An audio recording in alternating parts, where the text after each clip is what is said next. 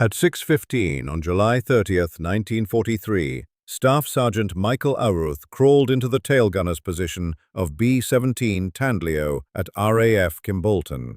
Outside, a grey English dawn stretched across the runway, carrying him toward a mission that would take him more than 500 miles into Germany. He was 24 years old, had flown 12 combat missions, and already had 3 confirmed enemy aircraft destroyed. The Luftwaffe had positioned more than 300 fighters along the route to Kassel. Aruth settled onto the narrow bicycle seat that served as his workstation. The tail compartment measured barely 4 feet wide and 5 feet long. 2 Browning .50 caliber machine guns protruded through a curved plexiglass enclosure, pointed toward the empty sky behind the bomber. At 25,000 feet, the temperature outside would drop to nearly -60 degrees Fahrenheit. His electrically heated flight suit was the only thing standing between him and death by hypothermia. The 8th Air Force had a name for his job: the loneliest position in the war. The tail gunner worked alone, separated from the rest of the crew by more than 40 feet of aluminum fuselage. There was no one to talk to, no one to help if something went wrong. Just one man, 2 machine guns, and whatever the Luftwaffe decided to send directly at him. The statistics told the story clearly. During the summer of 1943, the average B-17 crew survived only 11 missions before being shot down, killed, or captured. Tail gunners died faster than anyone except ball turret gunners. German fighter pilots preferred attacking from the rear, where the tail absorbed the first bullets. By July, the 379th Bombardment Group had already lost 9 aircraft in just 2 months of operations. 90 men gone. The problem was geometry. German pilots understood that approaching from behind gave them the longest possible firing window. A Messerschmitt Bf-109, closing from the 6 o'clock position at 350 miles per hour, had nearly 10 seconds to aim and fire before passing the bomber. The tail gunner had those same 10 seconds to hit a target moving at a combined speed approaching 600 miles per hour. Most tail gunners never got the chance. The Focke-Wulf 190 carried 2 20mm cannons and 2 13mm machine guns. A single burst could shred the plexiglass enclosure, kill the gunner, and sever the bomber's tail controls. Aircraft that lost tail protection quickly became easy targets. Fighters would circle back, line up again, and finish the job.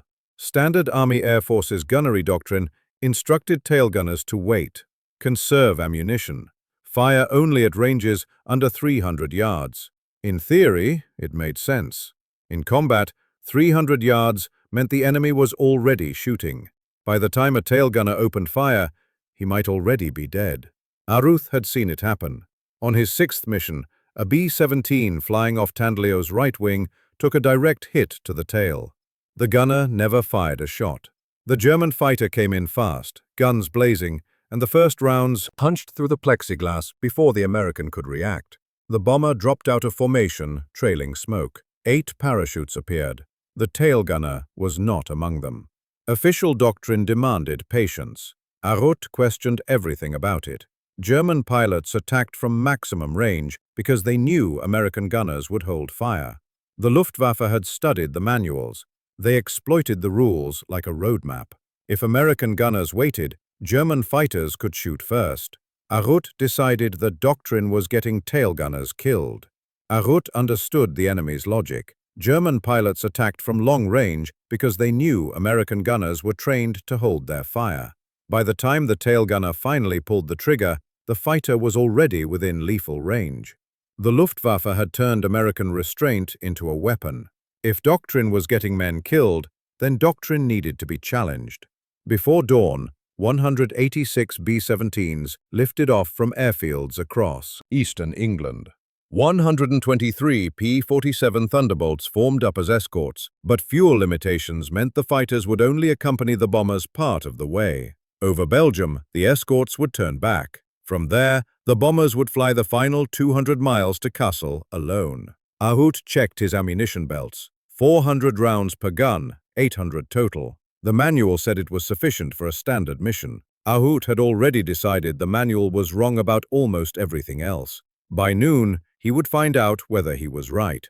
The cost of being wrong was a closed-casket funeral and a telegram delivered to his family. The formation crossed the English Channel at 14,000 feet, still climbing. Aout watched the water recede through the curved plexiglass window, the white cliffs of Dover shrinking to a thin line on the horizon.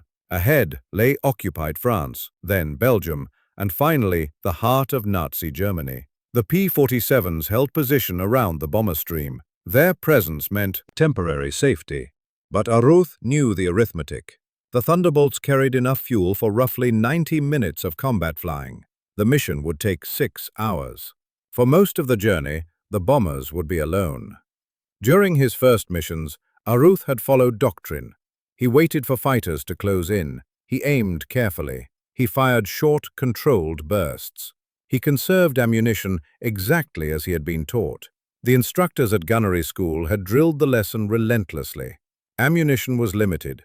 Accuracy mattered more than volume. A disciplined gunner could make 800 rounds last an entire mission. The doctrine assumed the enemy would cooperate. The Luftwaffe did not. German pilots had studied American tactics closely. They knew tail gunners waited until 300 yards, so they opened fire at 600. Cannon shells ripped into bomber formations while American gunners hesitated. By the time the tail guns came alive, the damage was already done. Aruth approached the problem differently.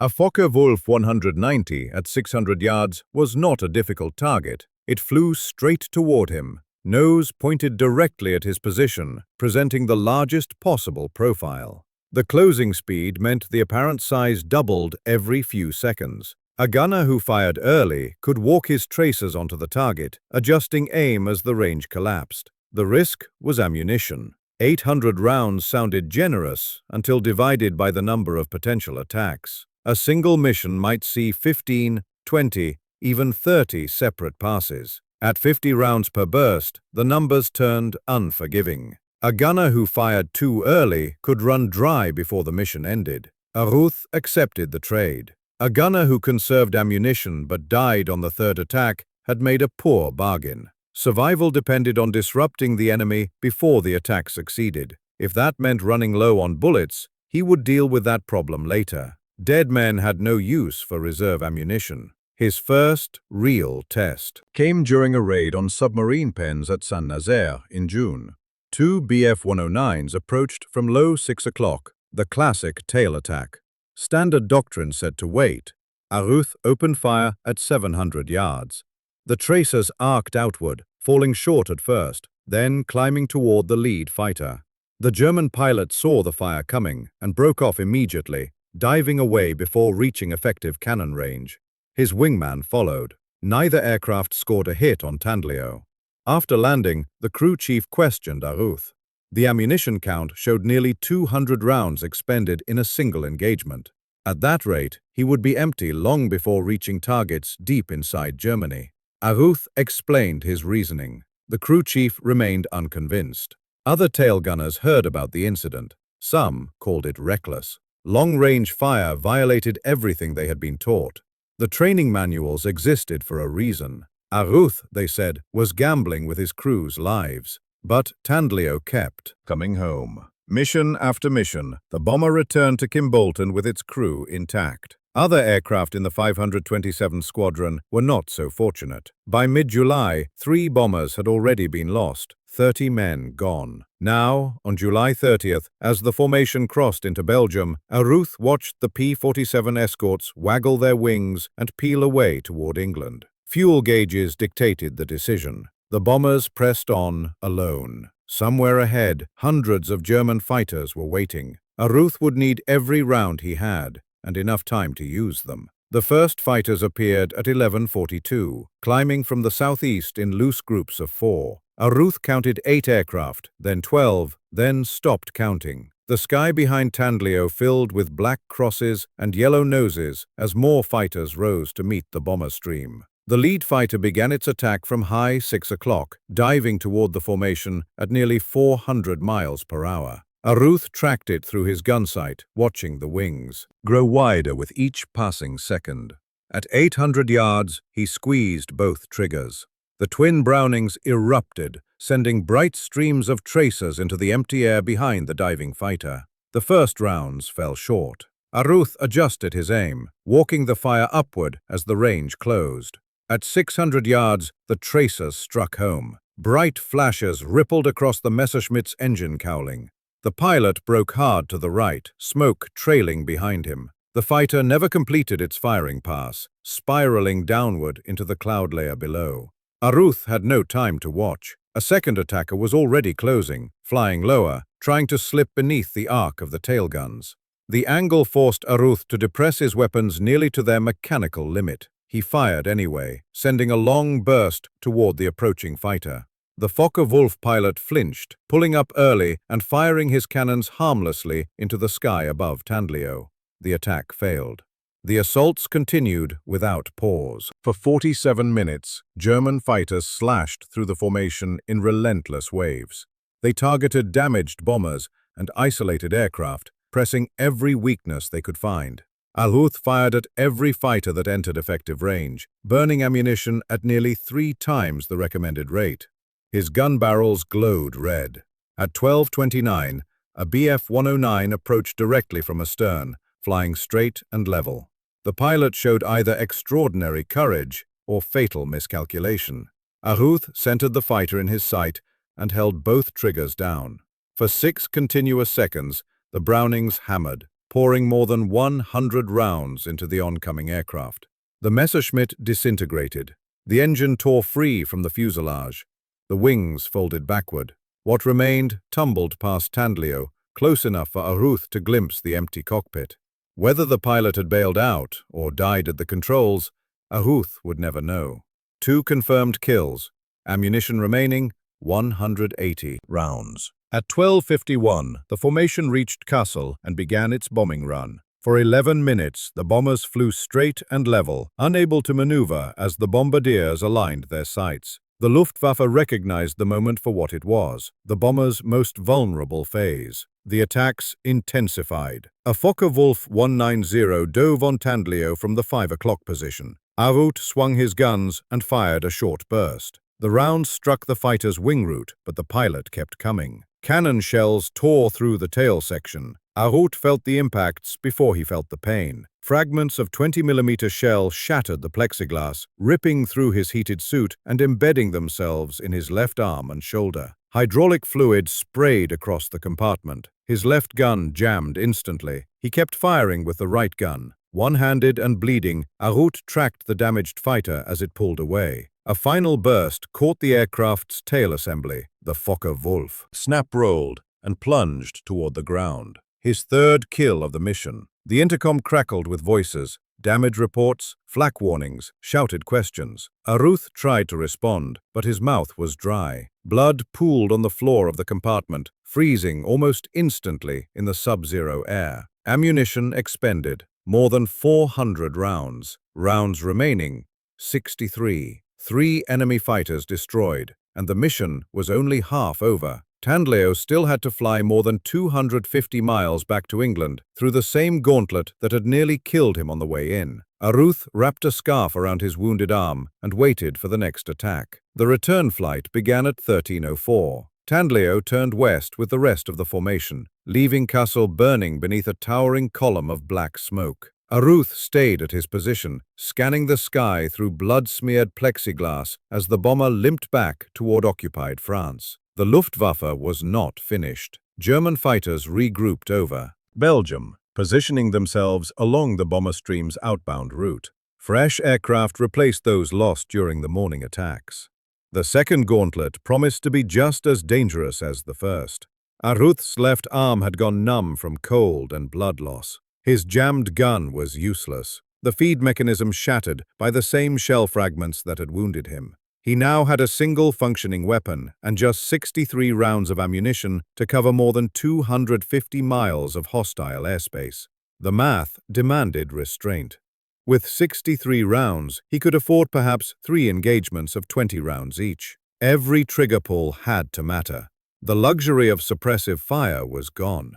At 13:31, a pair of Bf-109s approached from the 7 o'clock position. Aruth waited until they closed to 500 yards, then fired a precise 12-round burst at the lead fighter. The tracers struck the engine cowling. The Messerschmitt rolled inverted and dove away, trailing coolant. Its wingman broke off without firing. Rounds remaining, 51. Tandleo crossed back into France at 14:15. As the bombers approached the limits of German fighter range, the attacks gradually thinned. By 14:47, the formation had outrun the last interceptors. 20 minutes later, the English Channel appeared on the horizon. The landing at RAF Kimbolton came at 15:52. Aruth could not climb out of the tail compartment on his own. Ground crew members pulled him through the narrow hatch and carried him to a waiting ambulance. The flight surgeon later counted 11 separate fragment wounds across his arm, shoulder, and upper back. Word spread quickly through the 379th Bombardment Group. Within hours, it was known that the tail gunner aboard Tandleo had destroyed 3 enemy fighters while wounded, operating a single gun with barely 60 rounds of ammunition remaining. The mission intelligence report noted his early engagement technique as a key factor in the bomber's survival. Other tail gunners began asking questions. The doctrine said, wait until 300 yards. Aruth had opened fire at 800. The doctrine said, conserve ammunition. Aruth had burned through more than 700 rounds before being hit.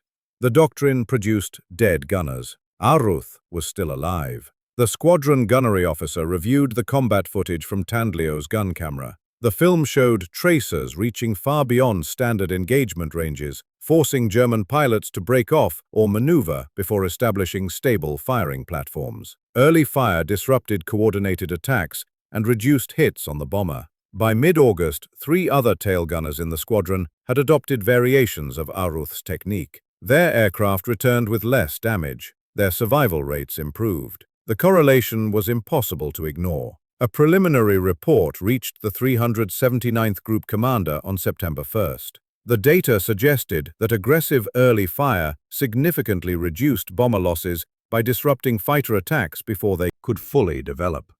The findings challenged nearly 2 years of established gunnery doctrine. Meanwhile, Aruth recovered at the station hospital. His wounds had missed major nerves and blood vessels. On August 19th, just 3 weeks after the Cassel mission, the flight surgeon cleared him for duty. Tandleo would not return. The aircraft had accumulated too much damage to repair and was written off. A replacement bomber was assigned the same name and crew. On August 26th, Aruth climbed back into the tail position. The Luftwaffe had begun to notice something changing. The Luftwaffe intelligence officers began noticing the shift in early September. American tail gunners were opening fire earlier, sometimes well beyond 600 yards. The change disrupted attack patterns that had worked reliably for months. The 6 o'clock approach, once the safest and most effective angle against B-17 formations, was becoming increasingly dangerous. German pilots reported the problem in debriefings across occupied Europe. Tracers were reaching out before they could stabilize their aircraft. Even when rounds fell short, the psychological effect was immediate. Pilots maneuvered instinctively, spoiling their aim and breaking up coordinated attacks. The Luftwaffe responded in 3 phases. First, they increased approach speeds, diving at maximum velocity to reduce exposure time. Second, they shifted to steeper, high 6 o'clock attacks, where gravity assisted their pullout. Third, they attempted to identify and target bombers with particularly aggressive tail gunners. None of the adaptations solved the core problem. Higher speeds reduced accuracy. Steeper angles made tracking more difficult. Identifying specific gunners in the chaos of a running air battle proved nearly impossible. The advantage of surprise now favored the Americans. Between August 26th and September 5th, the 379th Bombardment Group flew 11 missions. Aruth participated in 4, adding 2 more confirmed kills to his record. Other tail gunners in the group claimed 7 additional victories. Luftwaffe losses against the Triangle K bombers were climbing. German commanders tried concentrating their fighters, massing attacks against individual groups, instead of spreading interceptors across the entire bomber stream. The tactic worked briefly on September 3rd, when concentrated assaults against the 100th Bombardment Group destroyed 8 aircraft in 15 minutes. The 379th avoided that fate by flying a different position in the combat box. The lesson was clear. The air war over Europe had become a contest of adaptation. Each side studied the other's methods, searching for weaknesses, developing counters, and adjusting tactics mission by mission. Arut understood the stakes. His technique worked because it surprised the enemy. Once the Luftwaffe fully adapted, the advantage would fade. Every mission became a test. Every engagement another data point both sides would analyze. The next test would be the most dangerous yet. The mission scheduled for September 6th targeted Stuttgart, deep in southern Germany. The route would carry the bombers more than 500 miles over enemy territory, the longest penetration attempted by the 8th Air Force that month. Intelligence predicted heavy fighter opposition from bases in France, Belgium, and Germany itself. Stuttgart produced ball bearings, essential to nearly every German vehicle, aircraft, and weapon system. The city was ringed with flak batteries and protected by multiple fighter groups positioned along every likely approach route. During the briefing on September 5th, the challenge was made clear. The 379th would fly in the lead position of the combat wing, responsible for navigation and bomb aiming for the groups behind them. Lead position meant absorbing the first attacks. It meant flying straight and level while others maneuvered. It meant maximum exposure to everything the Luftwaffe could throw at them. That evening, Aruth checked his guns personally. Both Brownings had been serviced. The feed mechanisms ran smoothly. Worn barrels had been replaced. Instead of the standard 800 rounds, he loaded 1,200. The extra weight mattered less than firepower. Tomorrow would test everything he had learned. The Stuttgart mission launched at 5:40 on September 6th. 187 bombers climbed into an overcast English sky, forming over the North Sea before turning southeast toward occupied Europe. Tandleo flew in the lead element of the 379th formation. The fighters found them over France at 9:15. Messerschmitts and Focke-Wulfs rose from airfields across the region, climbing hard to intercept before the bombers reached German airspace. Initial attacks came from the 11 o'clock position, head-on passes aimed at the nose gunners. Aruth waited. By 9:40, intelligence estimated more than 100 fighters tracking the bomber stream. Contrails crisscrossed the sky behind the formation. Rear attacks began at 10:08. A staffel of 12 Bf-109s formed 2,000 feet below the bombers, then pulled up in a climbing attack from low 6 o'clock. Arut opened fire at 700 yards. Tracers streamed into the lead element. 2 fighters broke off immediately. A third absorbed multiple hits and fell away smoking. The remaining 9 pressed the attack. Cannon shells tore through the formation. A B-17 off Tandleo's left wing took hits to its number 3 engine. Another aircraft began trailing fuel from ruptured tanks. Arut shifted targets continuously, firing in controlled bursts as fighters flashed through his sight. His ammunition counter dropped steadily. 600 rounds, 500, 400. At 10:31, a Focke-Wulf 190 dove from directly above and behind, using the sun to mask its approach. Arut spotted it too late. Cannon shells slammed into the tail section before he could respond. The impact hurled him against the plexiglass. His left gun was destroyed. The receiver shattered by a direct hit. Fragments tore through his flight suit, opening wounds across his arms and scalp. Blood streamed into his eyes. He kept firing with the right gun. The Focke-Wulf pulled up and rolled away, trailing smoke from hits scored during the dive. Aruth wiped his eyes and searched for the next attacker. Tandleo was dying. Hydraulic lines were severed. Tail controls were damaged. Fuel tanks were punctured. The pilots fought to maintain altitude as gravity and drag began to win. The formation reached Stuttgart at 11:04. Tandleo held position long enough to release its bombs, then dropped out of formation as the damage overwhelmed the aircraft. 2 engines ran rough. Fuel pressure was unstable. Over eastern France, the decision was made. Tandleo could not reach England. The crew prepared for a controlled ditching in the English Channel, hoping rescue units would reach them before hypothermia set in. Aruth stayed at his post as the bomber descended, watching the rear sky for fighters. None came. The Luftwaffe had healthier targets to pursue. Tandlio struck the channel at 15:12. The fuselage broke apart on impact. Darkness followed. When Aruth regained consciousness, he was floating in a life raft. British rescue boats were approaching. All 10 crew members survived. The bomber that had carried them through 17 missions lay on the bottom of the English Channel. The command staff requested Aruth's mission reports almost immediately. Within weeks, the Distinguished Service Cross citation was approved. The award, second only to the Medal of Honor, recognized his actions during the Kassel and Stuttgart missions, specifically noting his decision to continue firing while wounded and crediting his defensive fire with protecting the bomber during its most vulnerable moments. By late October 1943, 8th Air Force gunnery analysts had completed a broader review.